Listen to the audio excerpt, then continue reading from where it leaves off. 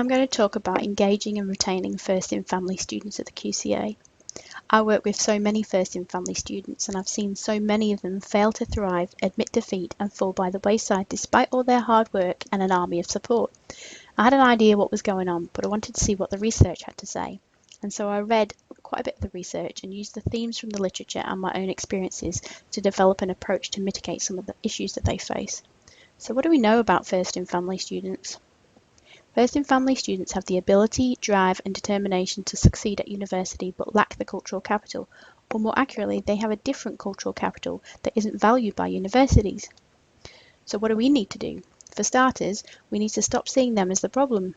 We want widening participation, but we can't expect to achieve that using a traditional model. We shouldn't be trying to make them fit our model. We need to recognise their strengths and use them and set them up for success from day one. We know that a mismatch in student and institutional expectations is a major cause of attrition. We also know that first in family students who don't have an academic role model struggle more than most to understand what to expect and what is expected of them. Student expectations of receiving high levels of feedback, regular access to lecturers, the amount of study they expect to do and the responsibility for learning have been identified as areas where expectations do not match experiences. Unfortunately, institutions tend to assume that students already know all this and expect students to make their lives fit around their uni demands. Research shows that students who have realistic expectations of university life tend to transition more readily, so it's something we need to work on. We need to take all those tacit standards, expectations and values and make them clear and accessible to everyone from day one. At the QCA, the way that we're doing that is by developing an information pack that addresses all the things that they need to know. UQ, UTAS, JCU, they all have these packs and they're aimed at prospective students and their parents, and this is on top of the normal welcome packs that we normally send out.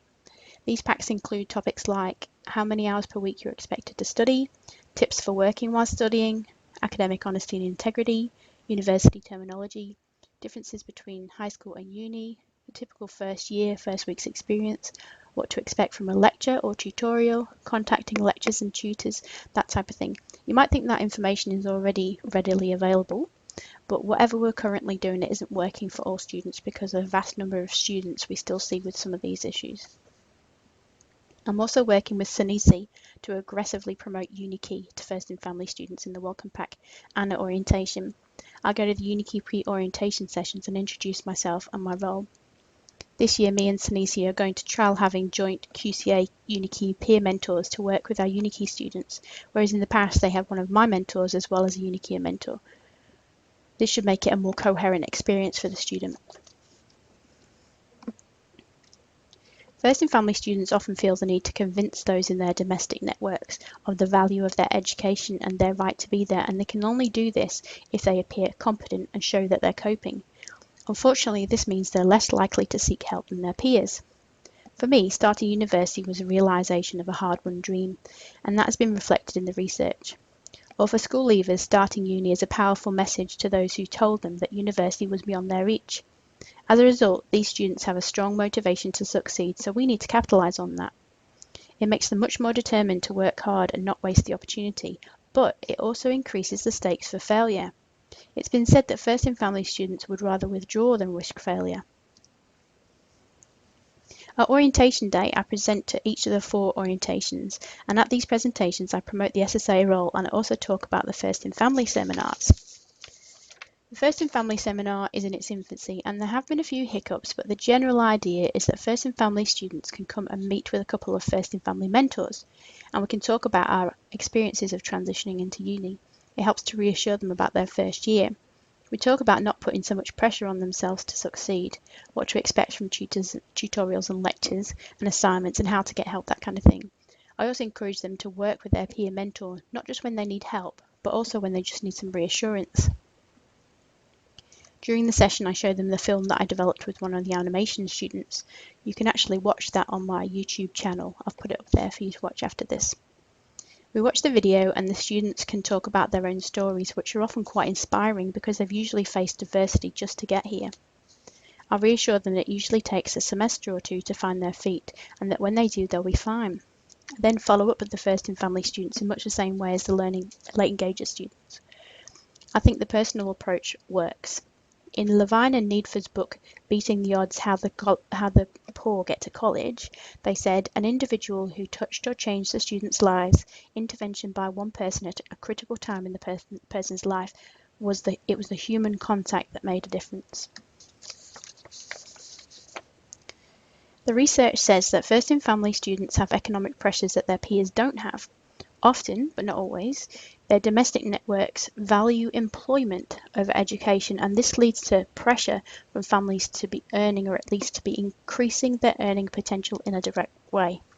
They might be more anxious about employment outcomes of their degree, and they're less likely to enroll in more prestigious programs like law and medicine.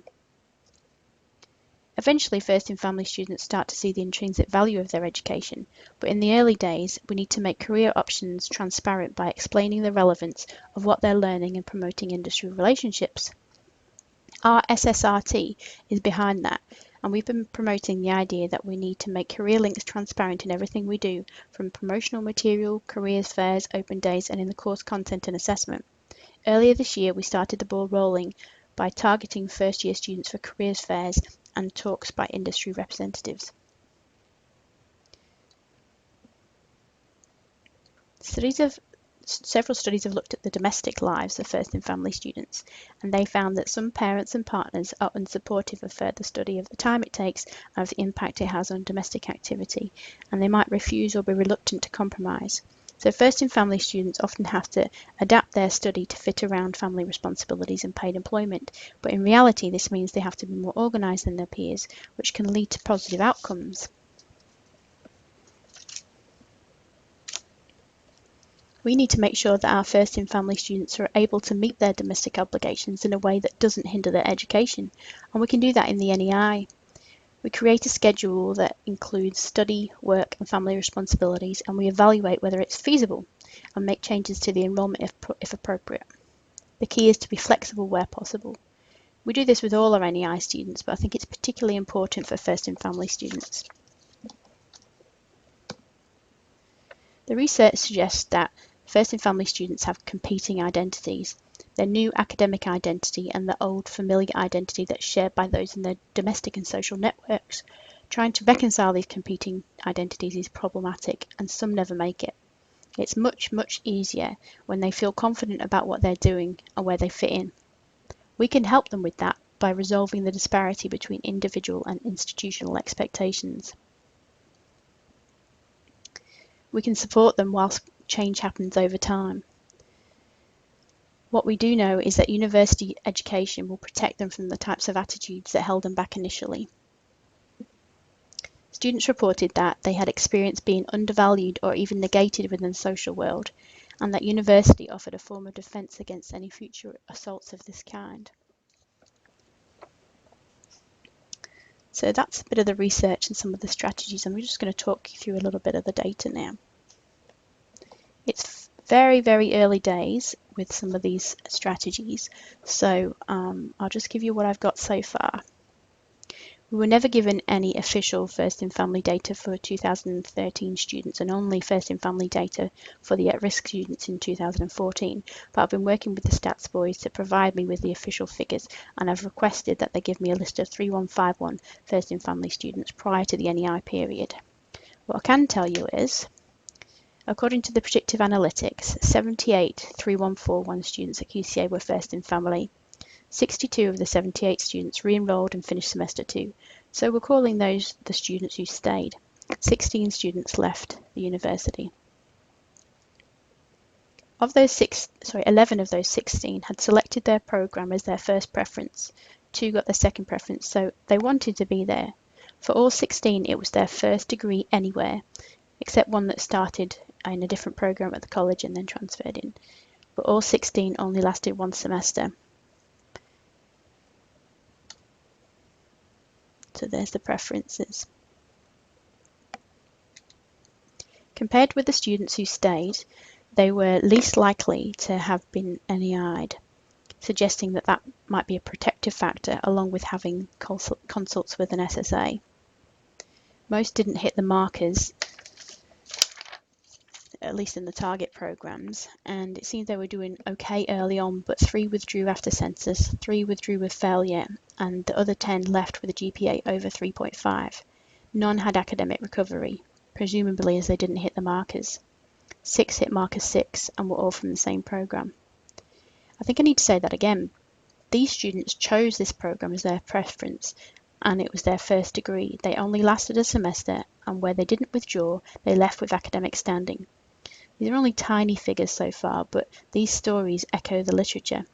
Even the students who stayed, who hit markers 4 and 5, were not likely to accept academic recovery, only 6 out of 78, which fits with the reluctance to seek help theory. Anecdotally, there are lots of students I worked with who told me they were first in family. For instance, if we look at the data for the students who came to the First in Family seminars, there were 12 participants, including 2 invited peer mentors. All have followed up with me. 10 finished the year, 2 took leave of absence. The 2 who took leave of absence were both from the mid-year intake, which has established retention problems. They were both mature age students, 33 and 68. Both had mental health difficulties. One of them told me he was dropping out because he was feeling victimised by the police in the lead up to the G20 and wanted to avoid South Bank. The other told me she was suffering from debilitating anxiety from the culture shock of transitioning into uni at 68. We talked about options, but she still chose to leave. A lot of our First in Family students never find their feet.